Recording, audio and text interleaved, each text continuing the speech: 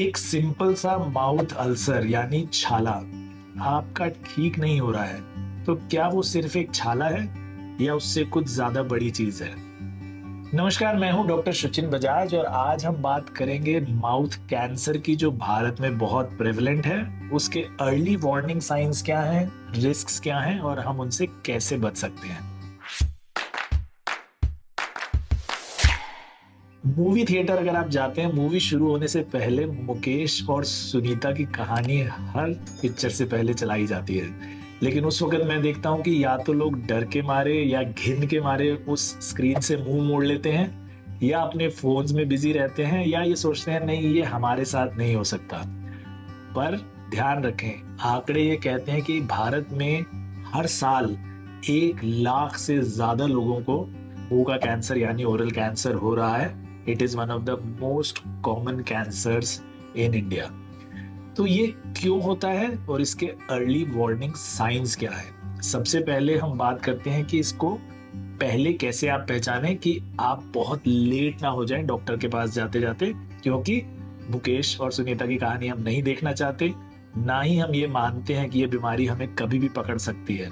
इसीलिए ज्यादातर लोग जब हमारे पास आते हैं तब तक बहुत देर हो चुकी होती है। तो अर्ली वार्निंग साइंस क्या है? सबसे पहला साइन, जैसे मैंने बताया, एक छाला जो ठीक नहीं हो रहा है। मुंह में छाले कई वजह से हो सकते हैं। आप मिर्ची वाली चीजें खाएं, बहुत गर्म चीज खा ली, विटामिन्स की कमी हो गई शरीर में, उससे कॉमनली छाले हो जाते हैं। लेकिन अगर शरीर उन छालों को खुद ठीक नहीं कर पा रहा है या दवाइयों की मदद से भी वो ठीक नहीं हो रहे हैं और 2-3 हफ्ते से ज्यादा आपके मुंह में छाले रह रहे हैं, तो एक वार्निंग साइन है।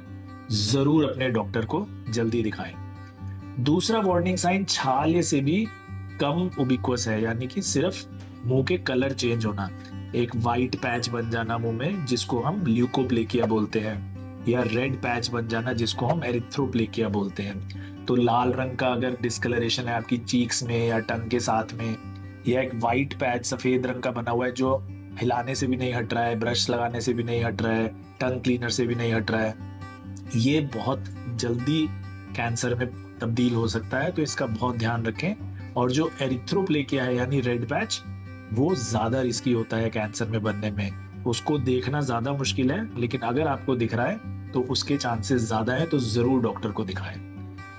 तीसरा साइन जो है वो है अगर आपके कुछ चेंजेस आ जाते हैं मुंह में, जैसे आपके जॉ में पेन होना शुरू हो जाता है, या आपका दांत हिलने लगता है, या च्यूइंग में प्रॉब्लम है, तो वो दिखा सकता है कि आपका कैंसर शायद आपके जॉ बोन में फैल गया है या जॉ के अंदर चला गया है, जिसकी वजह से आपको चबाने में इशू हो रहा है, या आपके दांत लूज हो रहे हैं, या आपका पेन इधर से पूरा नीचे तक जा रहा है। तो ये भी एक अर्ली साइन है और इसके लिए आपको डॉक्टर को मिलना चाहिए।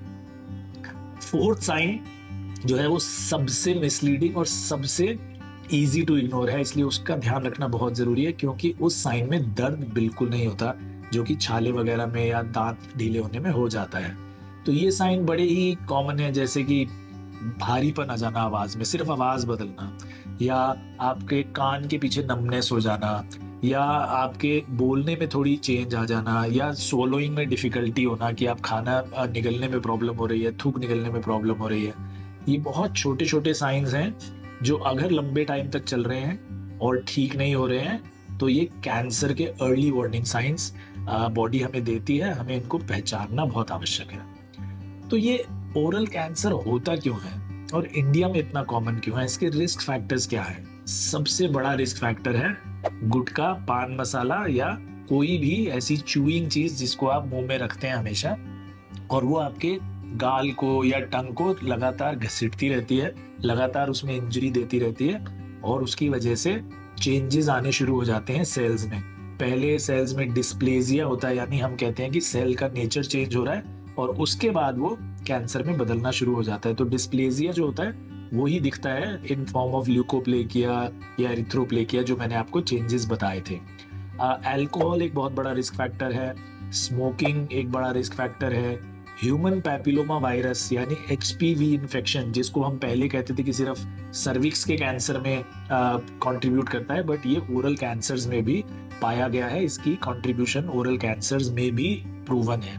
तो ये सारे जो केसेस है, रिस्क फैक्टर्स हैं, ये कैंसर कर सकते हैं, तो इनका ध्यान रखना बहुत जरूरी है। तो कैसे पहचाने इस कैंसर को? सबसे पहले तो वैसे मैंने बताया, अपना कोई भी अल्सर या कोई भी चेंज है अगर आपकी माउथ के अंदर, उसको इग्नोर ना करें। आ, हर महीने कम से कम एक बार अपने पूरे मुंह को अच्छी तरह एग्जामिन करें, मिरर के सामने खड़े होके पूरा उसका ध्यान से देखें कि कोई चेंज तो नहीं आ रहा है, कोई अंदर छाला तो नहीं है, कोई कलर में चेंज तो नहीं है अंदर, कोई दांत मेरा ढीला तो नहीं हो रहा। पूरा अच्छी तरह शीशे के सामने खड़े होके टेस्ट करें। फोटो ट्रैक एक बड़ा इंपॉर्टेंट तरीका है इसको ट्रैक करने का, कि अगर आपको ऐसा कुछ लग रहा है तो उसकी फोटो ले लें और उस पर डेट लिख लें कि इस दिन मैंने ये फोटो ली है। हर हफ्ते फिर फोटो लेकर कंपेयर करें कि छाले का कलर तो नहीं बदल गया, या साइज बड़ा तो नहीं हो गया, हील हो रहा है पहले के मुकाबले कि नहीं। उसको फॉलो करते रहे और लगे अगर कि 2 से 3 हफ्ते में नहीं हो रहा है तो अपने डॉक्टर से जरूर सलाह लें। तो इसमें इसीलिए मैं कह रहा हूँ बार बार आपको कि दर्द होने का इंतजार ना करें, कोई बड़ी चीज का इंतजार ना करें कि मेरा पूरा मुंह में खाना नहीं खाया जा रहा है या पेन इतना हो रहा है तभी डॉक्टर के पास ना जाएं। ये अर्ली वार्निंग साइंस को रिकग्नाइज करें और अपने डॉक्टर के पास जरूर दिखाएं। अगर डॉक्टर कहते हैं कि भाई ये पूरी तरह क्लियर नहीं हो रहा है, हो सकता है कि नॉर्मल छाला भी हो सकता है कि इसमें कुछ कैंसर का एलिमेंट भी हो, तो हमेशा ध्यान रखें कि right test will save you a lot of time. तो अगर क्लिनिकली नहीं पहचाना जा पा रहा है तो taste like biopsy, CT scan, ये कराने से हिचकिचाए नहीं, कतराए नहीं। अगर आपके डॉक्टर कह रहे हैं तो तुरंत जल्द से जल्द करा लें। हम उम्मीद तो यही करेंगे कि वो टेस्ट नॉर्मल आएंगे, बट अगर उसमें कुछ ऐसा कैंसरस आता है तो जितनी जल्दी हम डिटेक्ट करते हैं उतना ही इजी होता है उसका इलाज कर। तो कैसे बचा जाए इस कैंसर से? जैसा मैंने बताया, जो रिस्क फैक्टर्स हैं, गुटखा, पान मसाला बिल्कुल खाना छोड़ दें। कुछ लोग कहते हैं कि टोबैको फ्री खाते हैं हम तो जैसा मैंने बताया, सुपारी से भी WHO ने बताया है कि सुपारी से भी कैंसर होता है। इसमें कोई तंबाकू की जरूरत नहीं है। अरेका नट सिर्फ सिंपल अगर आप खा रहे हैं, क्योंकि इस कैंसर का तरीका यही है कि बार बार वो इरिटेट करता है, मुंह के अंदर रगड़ता रहता है, इंजरी करता है और उससे सेल्स का नेचर चेंज होने लगता है, जैसा मैंने बताया। तो ये प्लीज अवॉइड करें, ऐसी चीजें ना खाएं। सुपारी, गुटखा, पान मसाला, अल्कोहल कम कर दें, स्मोकिंग प्लीज छोड़ दें। और HPV वैक्सीन सबको लगवानी चाहिए। तो आपके घर में अगर बच्चे हैं, पहले ऐसा रिकमेंडेशन था कि सिर्फ लड़कियों को लगाई जा रही थी, लेकिन अब लड़कियों को, लड़कों को, सबको HPV वैक्सीन लगवानी चाहिए, क्योंकि ये बहुत इजीली प्रिवेंटेबल चीज है। कैंसर करती है, हमें सबको पता है कि ये वायरस कैंसर करता है। तो ये प्लीज सारे स्टेप्स लें और इससे मुंह के कैंसर से आपका बहुत इजीली बचाव हो सकता है। तो हर बीमारी की तरह इस बीमारी के अराउंड भी बहुत सारे मिथ हैं जो आपके दोस्त या आपके साथ बैठने वाले आपको बता सकते हैं। मोस्ट कॉमन मिथ है कि नहीं, इस छाले में मुझे दर्द नहीं हो रहा, या अल्सर में मुझे बिल्कुल पेन नहीं है, पेनलेस है, तो इसकी कोई प्रॉब्लम नहीं है, ये रिस्की नहीं है। ऐसा बिल्कुल भी नहीं है। Early cancer, oral cancer specially, बिल्कुल पेनलेस होता है। तो दर्द का इससे कोई कोरिलेशन नहीं है कि वो अल्सर कैंसर बनाएगा कि नहीं।